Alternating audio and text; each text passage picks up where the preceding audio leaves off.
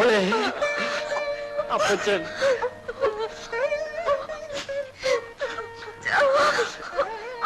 അപ്പച്ചൻ മഠത്തിൽ എന്നെ അന്വേഷിച്ചു വന്നത്. ഞാൻ പറഞ്ഞപ്പോഴാ ചേച്ചി ഇവിടെ ഉണ്ടെന്ന് അറിയുന്നത്.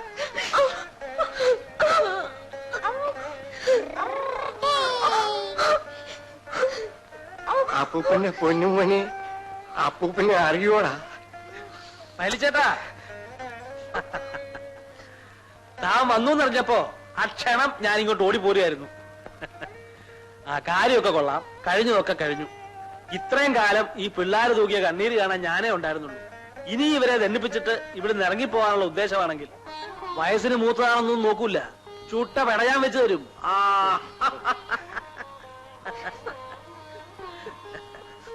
ഇല്ല ചു, ഇനി എന്റെ മക്കളെ വിട്ട് ഞാൻ ഒരിടത്തും പോവില്ല. വർഷങ്ങളായി കാണാതിരുന്ന അപ്പം തിരിച്ചു വന്നപ്പോ സന്തോഷിക്കേണ്ടതിന് വേറെ രണ്ടുപേരും കൂടെ ഒന്ന് കരയാ. ഇവരിപ്പോ അപ്പനായി, മക്കളായി, പേരക്കുട്ടിയായി. കളരിക്ക് പുറത്ത് നമ്മളെന്തിനാ വെറുതെ? ആ വാ മരിച്ചേട്ടാ, പള്ളിയിലേക്ക് വരണം.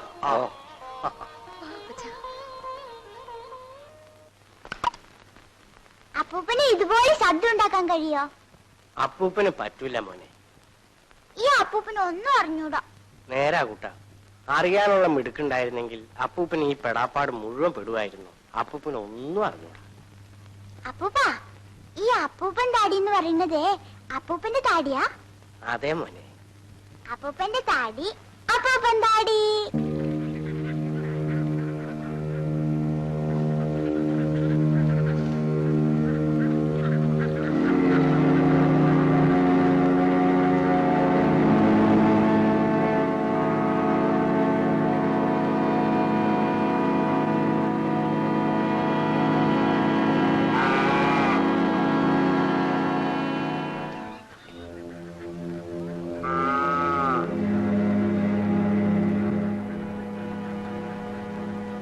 ഒരു ക്ലാസ് എടുത്തു വേടാ. എനിക്കിപ്പോ മനസ്സില്ല. പറ്റി കഴിവണവൻ അനുസരണ തൊട്ട് നിന്നിട്ടുള്ളത് നോക്കി.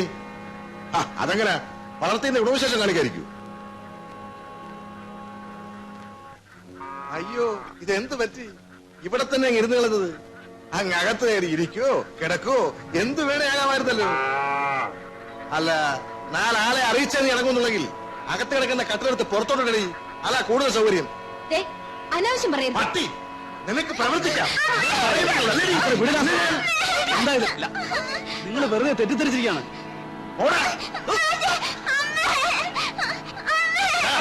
എന്റെ കെട്ടിയോളെ കുറിച്ച് എങ്ങനെ ധരിക്കണമെന്ന് നീ എന്നെ പഠിപ്പിക്കണ്ട. കെട്ടിയവനാണെന്ന് പറഞ്ഞ് ലോകം ഭരിച്ച് നടന്നാ പോരാ. ഈ സ്ത്രീയും കുട്ടിയും അങ്ങനെ ഇവിടെ കഴിയുന്നു താൻ അന്വേഷിച്ചിട്ടുണ്ടോ? ഇവിടാ നിന്റെ വരുതിയിലെ കഴിയുന്ന നീ നാട് മുഴുവൻ പാട്ടാ. അത് അറിഞ്ഞിട്ട് തന്നെ ഞാനിങ്ങോട്ട് വന്നത്. ദാസരെ പോക്കിരുത്തരം പറയരുത്. പോക്കിരുത്തരം പോലും. ഒരു പെണ്ണും കൊച്ചും താമസിക്കുന്ന പുരയിലെ വരത്തൻ. നിനക്കെന്താ ഇവിടെ കാര്യം? അതെ, ഞാനാ തീരുമാനിക്കേണ്ടത് ഈ പുറയിൽ ആർക്കാ കാര്യമെന്ന്. എടി ഒരുമ്പിട്ടോളെ, നീ അതേ പറയുള്ളൂ. എനിക്കറിയാം. നിന്നെ ഞാൻ ഇനി മേലെ നീ പഠിക്കരുത്. നിന്റെ അനുവാദം ഏത് പട്ടിക്ക് വേണ്ടി? ഒരു പെണ്ണിന് സഹിക്കാവുന്നതിലേറെ ഞാൻ സഹിച്ചു. ഇനി വയ്യ. ഇനി മേലെ ഇവിടെ കാലുകുത്തിയ നീ അത്രക്കായി.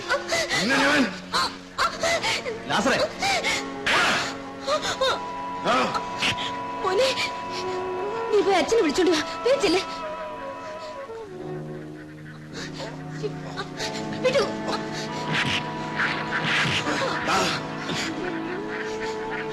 വേണ്ട, ഞാൻ പറയുന്നൊന്ന് കേൾക്കൂ.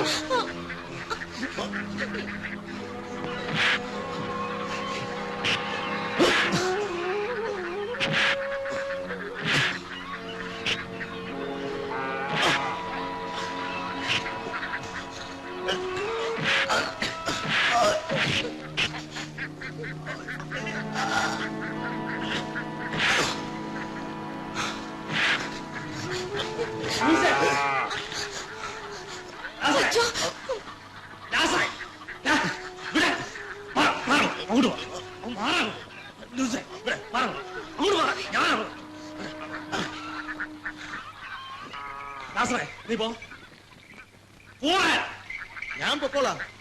പക്ഷെ ഈ കൂത്താട്ടത്തിന് നാട്ടുകാരെ കൂട്ടി നിൽക്കുന്നുണ്ടെന്ന് എനിക്കത് കാണുന്നു. അച്ഛൻ വേണേ കുളപിടിച്ചു കൊടുത്തു. എത്ര നാളത്തേക്കെന്ന് ഞാൻ കാണിച്ചു തരാം. എടീ, ഞാൻ ഇനിയും വരും.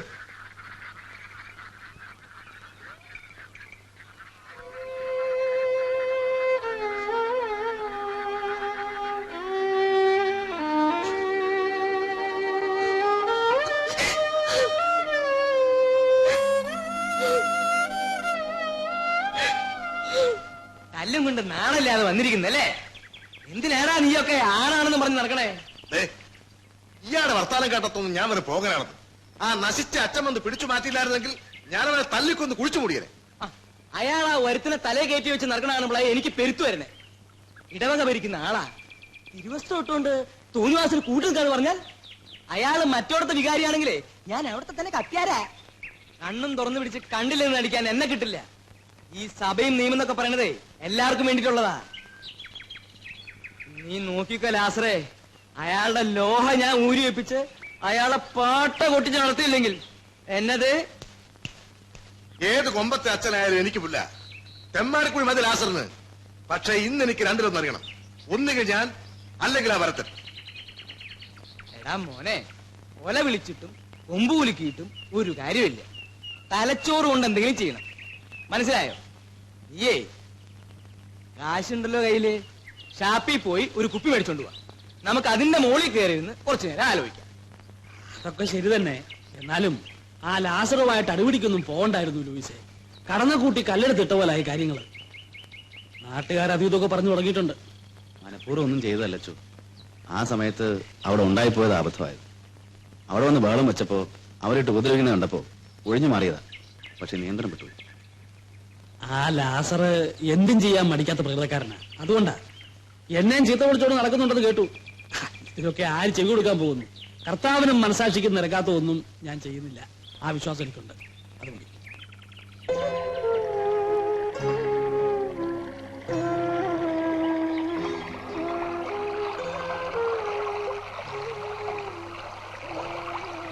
ഇത്രയും നൊമ്പരം മനസ്സിൽ കൊണ്ടു നടക്കുന്നു ഞാൻ അറിഞ്ഞില്ല.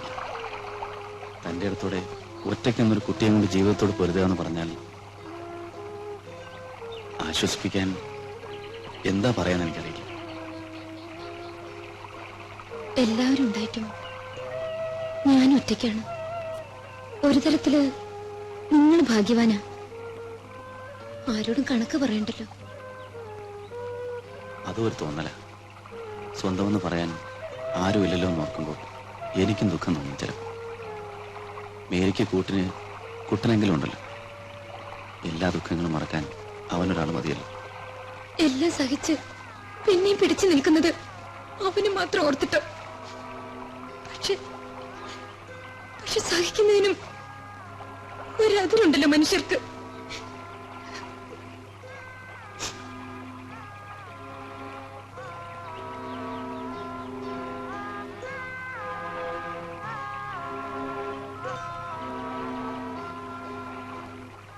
നിരാശപ്പെടരുത്. ഇനിയും പിടിച്ചു നിൽക്കണം. ഇത് ഒരു ഉപദേശമല്ല, പറയാനുള്ള അവകാശവുമില്ല. എന്നാലും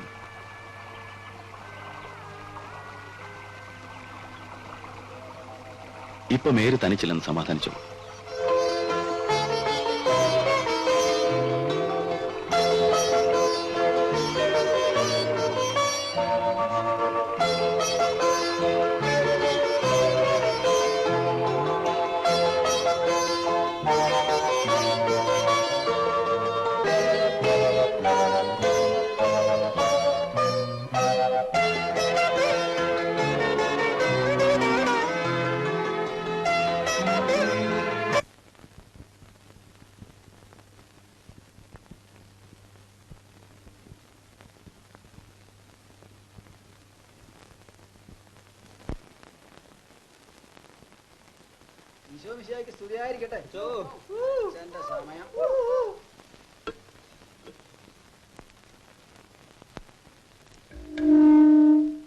വിശുദ്ധ കൊച്ചുത്രേസ്യയുടെ തിരുനാൾ സമുചിതമായി കൊണ്ടാടുന്ന ദിവസം നമ്മുടെ കൊച്ചു കലാകാരന്മാരും കലാകാരികളും അവതരിപ്പിക്കുന്ന കലാപരിപാടികൾ വളരെ അച്ചടക്കത്തോടെ കാണുകയും അവർക്ക് വേണ്ട എല്ലാ പ്രോത്സാഹനങ്ങളും നൽകുകയും ചെയ്യണമെന്ന് കർത്താവിന്റെ നാമത്തിൽ അഭ്യർത്ഥിച്ചുകൊണ്ട് നമുക്ക് കലാപരിപാടിയിലേക്ക് കിടക്കാം.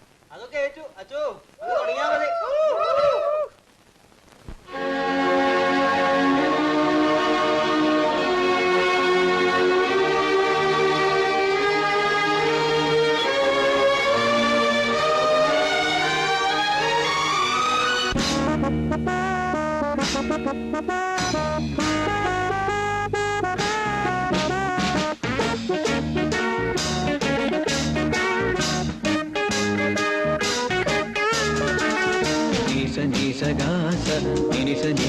ഗഗ ലാല ലാല ലാല ലാല ലാല ലാല ലാ.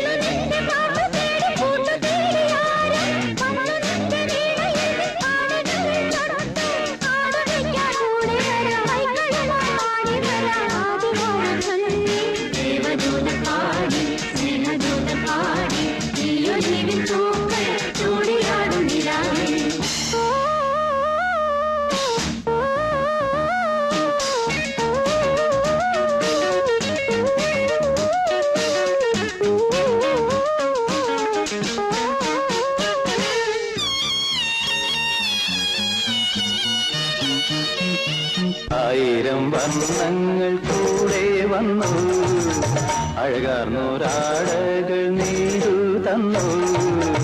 ആയിരം വർണ്ണങ്ങൾ കൂടെ വന്നു, അഴകാർന്നൊരാടകൾ നീണ്ടു തന്നു. ആ മാടപ്പെട്ടി തുറന്നു തന്നു, ആകാശം പൂത്തു.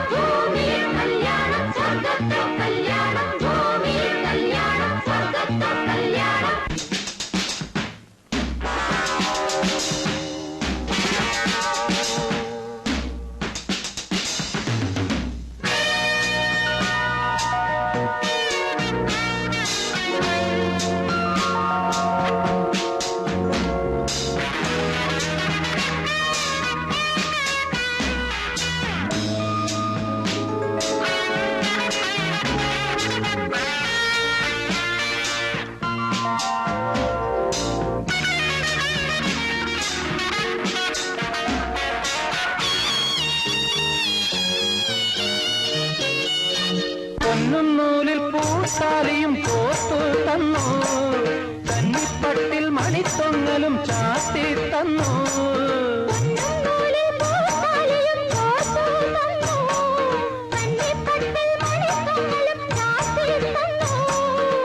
കല്യാണപ്പൂപ്പന്തൽ സ്വർഗത്തേതോ പൂമുറ്റത്തോ, കാറ്റിൽ കുരുത്തോല കലവില പാടും താഴത്തോ.